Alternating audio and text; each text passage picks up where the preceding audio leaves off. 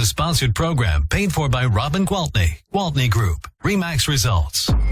Welcome to Rochester Real Estate, featuring Robin Gwaltney from Gwaltney Group RE/MAX Results and Andy Brownell. Here's Andy Brownell on Rochester's News Talk, 1340 KROC AM and 96.9 FM. Good morning. It's Andy Brownell, News Talk 1340 KROC AM and 96.9 FM. And it is time for our regular chat with Robin Gwaltney with Gwaltney Group RE/MAX Results. Good morning, Robin. Hi, how are you? I'm doing good. You sound like you got a little bit of a cold. I was talking too loudly last night. Oh, so you're just a little hoarse. Gotcha. All right. So, the rumor on the street, you hear these rumblings all the time, that things have slowed down a bit in the real estate marketplace, at least locally.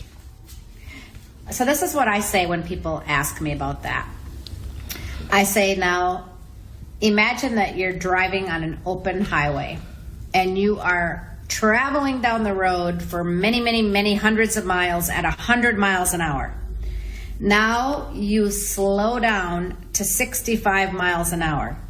You're still going at a really good pace, above the speed limit, above the norm, but it feels like you're crawling because you're not going as crazy fast as you were going, okay? So that's like my analogy of the market. Yes, it is absolutely not as crazy, thank God, that it was 2 months ago. Because, as you know, there were a lot of buyers that got really defeated. Right. Over and over and over, and deflated and disgusted and jumped out of the whole market and said, this is not for me. I'm sick of competing. I'm sick of being one of many offers. I'm sick of losing. I'm sick of going 25 over and still not being enough. It was really crazy. Nerve-wracking, I think, is what I would. Nerve-wracking. And so, are houses still selling? They absolutely are. Are they still selling at really good prices? They absolutely are. Now, are people going as crazy as they were a few months ago? They're not. But that's going to be good for everybody. Okay? Well, that was unsustainable anyway. It was, and we said that week after week, didn't we? Right. We said this has to come to an end. It just cannot keep up at this pace. People are still getting... And market values have not dropped. So when people say, oh, prices are going down, oh, no. Prices are most definitely not going down. I think nationally, prices are up like 18% year over year. Oh, my gosh. Yeah. Within our local CMAR, our Southeast Minnesota region, our average year over year median sale price is up 7.9%, so almost 8%. And at the Gwaltney Group, our average sale price is up 17.7% year over year. Oh my gosh. We're more in line with the national. So we're definitely getting people high prices, right? Yes. We're definitely getting good money for houses.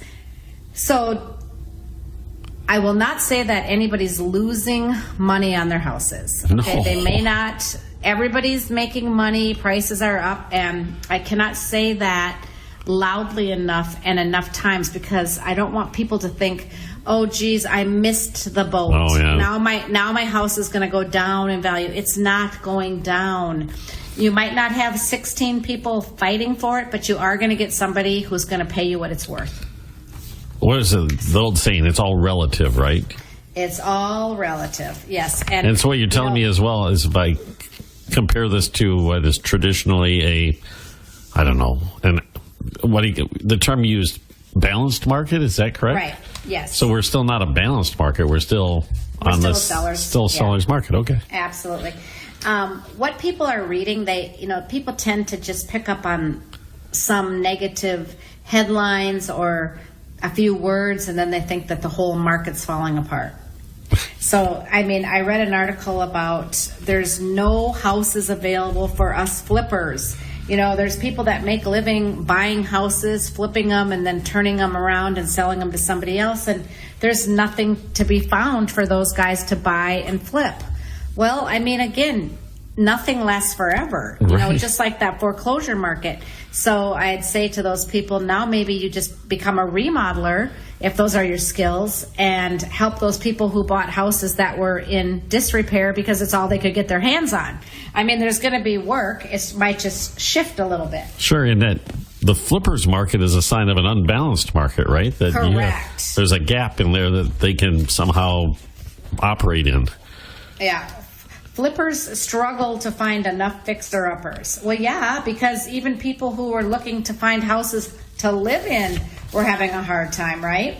But as you said, the perfect niche for them now would be the person who buys the fixer-upper for the elevated price is still going to need somebody to come in there and actually do the fixing up.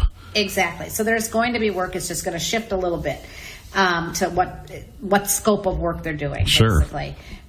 So, if we think about it, home buyers have flooded the market everywhere, right?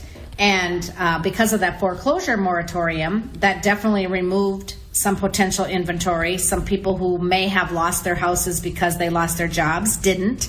So that piece of pie is not there, not available. Thank goodness, because that means those homeowners were able to survive and stay in their homes. So, these investors who are so eager to flip is because, of course, money's so cheap. But only, I think, 2.7% of home sales during the first quarter of this year were flips, which is a really low number. But that's good to me. Interesting, That means that people who needed houses were getting them instead. And, that's not necessarily a bad thing. So we've seen I'm not going to use the term, we've seen a moderation of the market maybe from where we were earlier in the summer where things were insane. We use that term a lot. Right. Well, so year over year, throughout our whole MLS, closed sales are down 2.2%. Down 2.2%. Okay. Not up, but they're 2.2% less, than last year at this time. And our sales, Gwaltney Group sales, were actually up 10.7%. Oh, gosh. So, we've been busy, really busy. So I'm very, very happy about that. Are we in one of those patterns of the year now where we saw it in early June when school first got out, and now school's back in session? Does that signal another cycle in the market? It does, because you know what? This last month when people have said, wow, where is everybody? Where are the buyers? Nobody's at the open house. I'll tell you where they are. They're enjoying that last month of summer vacation. Oh, yeah. Getting those kids back off to college, getting the little ones ready for school. And now people are starting, we see this every year. This has nothing to do with pandemic. It has nothing to do with our low inventory. It just has something to do with the pattern of people's lifestyle. Every year after people's kids get back in school and people kind of fall back into that routine, it's like, all right, now we should really focus. If we're going to move or we're going to sell this house or we're going to buy our bigger house, we should get that done now before the snow falls and it's 20 below zero, right? Which is way too soon. It's a short window. It's a small window, unfortunately. Realistically, we probably have months. October, the rest of September, all of October and November that are going to be really good selling months. And then December will be up until the last week when it's the holidays. So the selling season is not over. It has not come to an end. And quite frankly, I expect to see a spike in business here in the next 3 to 4 weeks. Okay. That seems... So you can mark my word, okay? So last year, the whole thing got out of... Going to go up. Things got out of sync because you were busy all winter long when you normally aren't really busy all winter long. Exactly, because our spring market started after all the COVID things lightened up, right? Oh, sure. So instead of our spring market starting in February last year, our spring market got started in June, right? Yep. So June, July, August, September, October, November. It was just a crazy, it was so busy. busy, good. I'm not complaining at all. Yep. Insane was the word we used. I remember those weeks when we would talk about this, and you were working 14-hour days, and it's just crazy. And it was even dark when you got home in the middle of summer when it stayed light until 9:30 at night. And the older I get, the more I notice it. Yes, the more noticeable it is. I bet. So we're talking with Robin Gwaltney with Gwaltney Group RE/MAX Results. And we have to take a really quick break. Back in just a few seconds here on News Talk 1340, KROC AM and 96.9 FM. We'll be right back with Robin Gwaltney and Andy Brownell on Rochester Real Estate. This is News Talk 1340, KROC AM and 96.9 FM. Welcome back to Rochester Real Estate with Robin Gwaltney from Gwaltney Group RE/MAX Results and Andy Brownell on Rochester's News Talk 1340 KROC AM and 96.9 FM. Good morning. Welcome back. We're talking Rochester Real Estate, of course. Robin Gwaltney's here from Gwaltney Group RE/MAX Results, and we're still seeing, I think I saw another headline last week, Robin, about a record low for mortgage rates again. Yes, mortgage rates are super low, but unfortunately, that's a good thing. That's a really good thing. The other thing that goes kind of hand in hand with it is mortgage demand actually has hit a 2-month low now. Oh, that might have driven the rates lower then. Yeah. I think that's probably why they've stayed a little lower longer than maybe anticipated initially. Okay. But you know what? With good comes bad, and we just have to look at the glass half full, right? So, yes, those lenders are probably not doing quite as many mortgages, but they're probably spending more time with their kids. They're also not working the 14 and 18-hour days.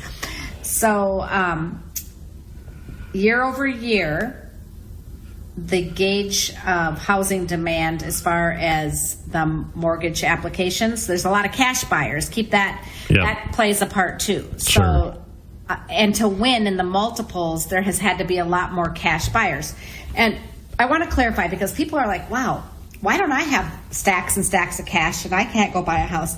These people who are buying cash are typically taking the equity out of the home that they currently live in, or they're borrowing against the 401k or, other money that they already have. And then they get that money. Sometimes they get that money, they buy the house, then they put that money back because they've got 2 months to do that, and then they convert it to a mortgage because they'll do what it takes to win in multiple offers. Oh, sure. So when we talk about mortgage demand being down 18%, people are like, whoa, almost 20% less people are buying houses. No, 18% fewer mortgages, but it doesn't relate directly to the amount of houses that are being purchased because of the, thinking outside the box and using more non-traditional ways to buy the houses. And also, that doesn't address the size of the mortgages as well.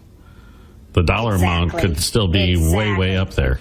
It's probably higher, even though there are less mortgages, because when you talk about nationally prices going up 18%, well, people are borrowing traditionally 18% more, right? Sure. So, yeah. And also, just logic tells you there had to be a moderation of this at some point.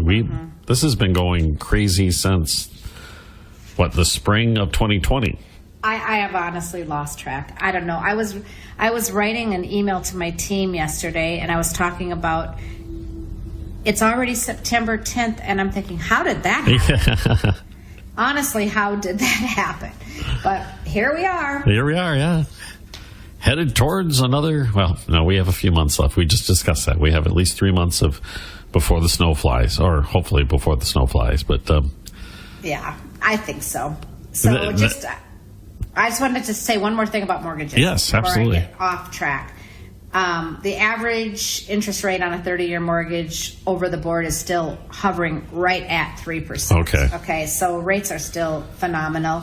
There's more and more houses coming on the market, which is a great sign because you can still go out there, get that fantastic mortgage rate, and now not have to fight with a whole bunch of other people, maybe one or two, maybe not if you move quick.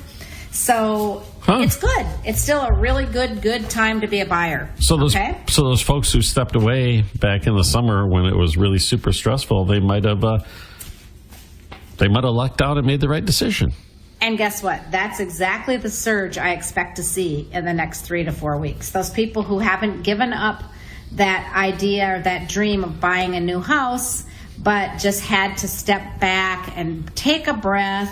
And now it's like, okay, things are better. This is going to be easier. I'm still going to get a really good deal on my loan, and I'm going to be thrilled at the end of the day. Well, that sounds like a fantastic outcome from all that. Yes.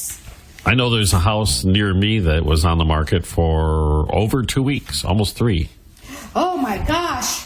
Yeah, I know. It's so funny. But they were asking quite a bit for it, too. Were they? Yeah. And it sold? It did sell, yeah. Okay, good. So I haven't heard how much, though.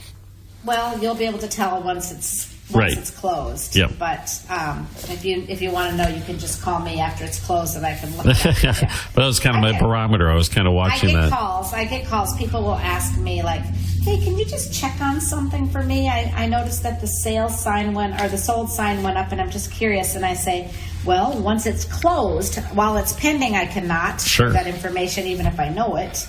But once it's closed, then it becomes public information, and then I'm happy to tell you." But that was my little barometer locally, and I had a lot of neighbors commenting, "Oh, look, that house is still there, and it hasn't sold." And I said, "But look at the asking price." And I said, I think that was 2 weeks, people, 2 weeks. And that is so true. People are so discouraged if their house isn't sold in hours, and it makes me feel so bad. I mean, it's like, oh my gosh, I sometimes go to bed so stressed out because my last text of the day will be somebody saying, "Is my house ever going to sell?" And I look it up and I'm like, "We've been on the market 10 days, you know." But it's real. It's real because they've watched their friends and neighbors sell their house in a day or a few hours. And so now they're feeling like, oh, we missed our chance. The irony of that is I look at that going, if my house sold in a day, that stresses me out. Yeah, right? Well, that's why I tell people when we put that house on the market, you need to be ready to make the move because chances are you've got 30 days and you're out of here. Right. So I had a few things. I had one house that I had listed out in Iota, and it was a really nice house. It was in the high threes and got it sold, right out of the gate. And a couple weeks before closing, we get a call from the agent that was representing the buyer saying his financial situation has changed. He no longer qualifies for the loan. Oh, no. Well, my sellers were so stressed out because they're like, now the hot market is gone and we have our new house almost ready to be moved into. So we put it back on the market. It no longer looks staged and beautiful. It has boxes everywhere. The first agent that showed it wrote them an offer. They're as happy as can be. That's fantastic. So they're right back on track to close exactly when they want to. So everything is... no, they didn't miss the boat. They didn't miss out on the market. Everything worked. Everything is going to be all right. All right. We're talking with Robin Gwaltney with Gwaltney Group RE/MAX results this morning, and we'll be back in just a moment on News Talk 1340, KROC AM at 96.9 FM. We'll be right back with Robin Gwaltney and Andy Brownell on Rochester Real Estate. This is News Talk 1340, KROC AM and 96.9 FM. Susan. Welcome back to Rochester Real Estate with Robin Gwaltney from Gwaltney Group RE/MAX Results and Andy Brownell on Rochester's News Talk 1340, KROC AM and 96.9 FM. Welcome back. Another beautiful weekend, another summer weekend for us, Robin. Gotta enjoy these while we have them, that's for sure. And what a great weekend to go out and look at some houses, right? You understand you have some listings to share with us. Well, I do. And you know what? I can give you a double good reason to get out. You could drive to Wabasha and you could go check out Septoberfest, walk up and down and look at all the beautiful fall stuff that's on display. And there is a great opportunity there for an investment property. At 712 Jefferson Avenue, I've got a big 2-unit, so a duplex basically, that was built back in 1900 as a church. And it was divided into a duplex, and each unit has, I think, about 800 square feet. They have a main floor and an upstairs. Maybe a little bigger than that, maybe 1,000 square feet. Anyway, each unit has 2 bedrooms and a bathroom and a kitchen and a living room. So somebody could live in one half and rent out the other half, or you could just own it as an investment property and rent out both halves. I know that one of the renters there has been renting there for 22 years. Wow. So solid gold rental history.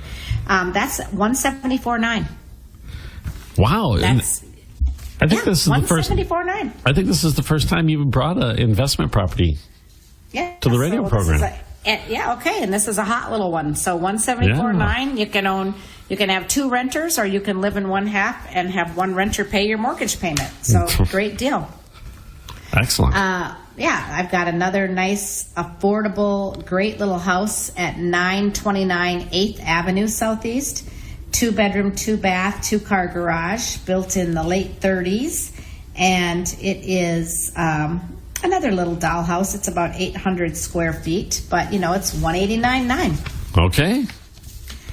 I've got, let's see here, 1313 River Drive. We're back over in Wabasha, so again, come check out Septoberfest. 1313 River Drive. So this house sits, I don't know if you ever knew the Idlauer. Did you ever know the Idlauer in Wabasha? No. Okay, so a Florine Dairy. It's a nice little road that has got houses on both sides, and one side has like the backwaters of the Mississippi in their backyard, and this one does have that side. It's on the water side. Has a big, deep backyard and a little garden shed back there.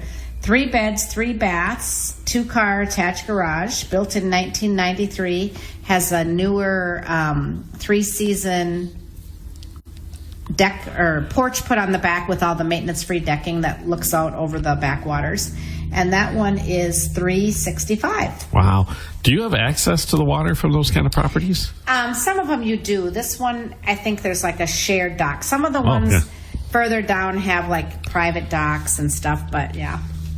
I know there's regulations on that. So Fish and Game and DNR, they all have their say for sure. But you can still fish from your backyard if you want. Oh, heavens. Yes, you can. And then just enjoy the scenery. I mean, that's, to me, there's something so calming about just looking out your window at the river. At the water, yeah. There definitely is. Yeah, at the water. All right, so we've got one at 2409 Northern Hills Court, Northeast in Rochester. And this one is a 4-bed, 3-bath, 2-car garage, built in 1974. Sort of a, the mid-century modern look. Yep. And it was, it's $429,900. And that one is a 2,200, almost 2,300 square foot house that sits on just under a third of an acre. So there you go. That's a nice size lot for a city lot. Rochester. Yeah, it is. And then we've got one at 428 16th Avenue Southwest. I got you all over town. Southeast, Northwest, South. I'm in every quadrant plus Wabasha. So I'm trying to keep track. We've got one at 428 16th Avenue Southwest. And that one's a 4-bed, 2-bath, 1-car garage because we're in Old Southwest, right? It's got 2,200 square feet. It's on a smaller lot, 0.2, but again, it's where we are. And it's $469,900. So we've got that one available. Is that on the west side of the highway or is it still on the east side of the highway? No, it's still on the east side. Yeah, it is. 16th. Okay. Yeah. Yep. Behind McDonald's, or across from McDonald's, behind KFC over there. Gotcha. 810 Foxcroft Circle. This has been a hot little number. This one is $529,900, and it's got a 2-car garage. It was built in 1993. It's got 3 beds and 4 baths. Now, people ask me, could there be a 4th bedroom? And yes, there is a place in the lower level if you didn't want the whole thing as your family room, could be a 4th bedroom. But this was an empty nester couple who didn't need it. They had a nice big open space for entertaining instead. So beautiful house, full of upgrades and just impeccable condition. So that one's $529,900. In Foxcroft, yeah. 810 Foxcroft Circle Southwest. And then I have another one in Foxcroft. Oh, okay. The last one, 1117 Kennett Lane Southwest. And that one is $579,900. And that one has 3 beds, 3 baths. It's a walkout ranch, 3-car garage, built in 1998 and has just about 3,000 square feet. Sits on over a half acre on a cul-de-sac. Very nice. So there you go. If you want to spend anywhere between $174 and $579, those are all new listings within the last week. So when I tell you there are more and more listings coming on the market, there really are, and those rates are still great. So jump in, get that pre-approval, come take a look at some of these listings, call me just for advice. I met a young man Friday that, Thursday or Friday, I don't even know. But anyway, he was just out of college. And it's so much fun. It's so much fun. And then we, of course, put him in touch with the lender. He just said to me, where do I start? What do I do? Right. It's all new. It's all new. And that's what we're here for, is to guide you through the process. So clearly, anytime I can answer any question regarding real estate in any aspect. I mean, I'm going to go visit one of my past clients next week to talk about, should we finish our basement? Does that make sense? Is the value there if we do it? If we do it, how should we finish it? What's important to have? So anything that's related to real estate in any form, I'm happy to answer questions, to guide you, to help you in any way that I can. Full service, right? That's right. Okay. Very proud of it. And you mentioned we could call you, but you have to give us the phone number. You should have it memorized, Andy. 507-259-4926. That's my cell phone. I always have it with me, and believe me when I tell you, I answer it. All right, Robin. Thanks again, and have the rest of a great weekend. Okay, thank you. All right, that's Robin Gwaltney with Gwaltney Group RE/MAX Results right here on News Talk 1340, KROC AM and 96.9 FM.